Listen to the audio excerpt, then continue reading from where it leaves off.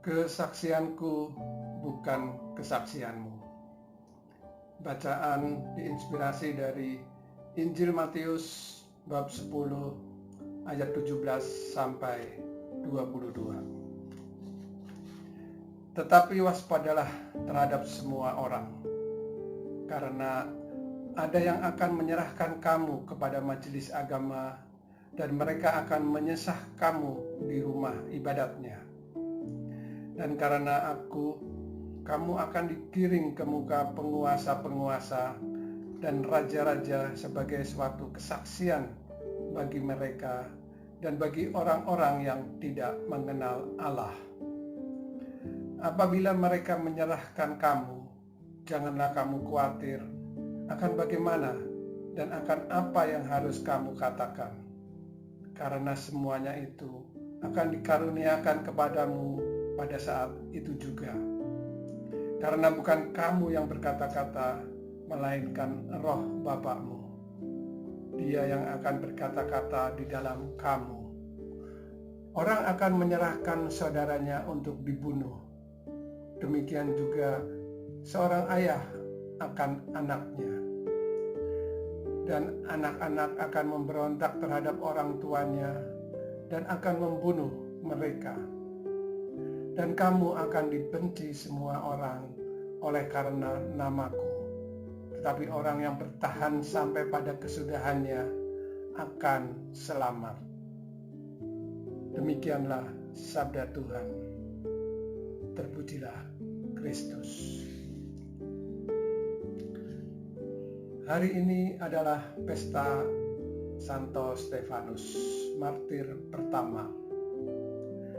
Nama Stefanus aku ambil ketika menerima sakramen Krisma. Tetapi pada waktu itu aku tidak tahu apa arti sesungguhnya dari penerimaan sakramen Krisma. Juga tidak tahu peran apa yang dapat aku ambil dari Santo Stefanus yang ku tahu nama itu bagus. Aku dibaptis pada usia 21 tahun dan karena satu alasan khusus, baptisanku tidak melalui katekese.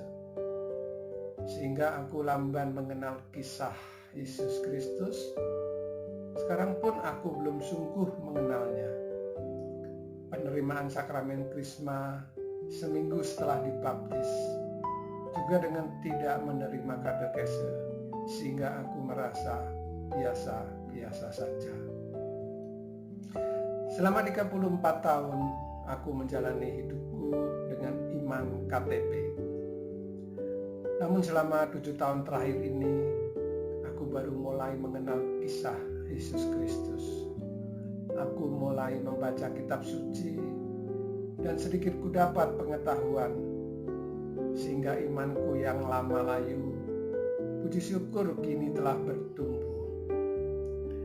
Allah masih memberikan waktu untukku menyegarkan iman. Di perikop ini, Yesus menyadari dan tahu apa yang akan dihadapi murid-muridnya nanti dalam mewartakan Injilnya. Memang murid-muridnya sudah tahu ajarannya, sudah tahu apa yang harus dilakukan. Namun mereka tidak tahu apa yang dihadapi di ladang misi nanti.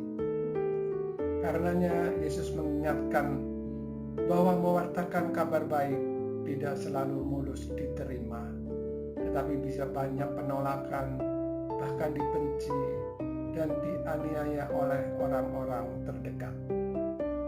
Namun Yesus menjanjikan pertolongannya dengan bersabda, karena bukan kamu yang berkata-kata, melainkan Roh Bapakmu.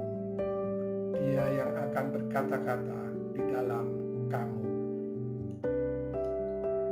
Sesuai kehendak Yesus, aku senantiasa siap bersaksi.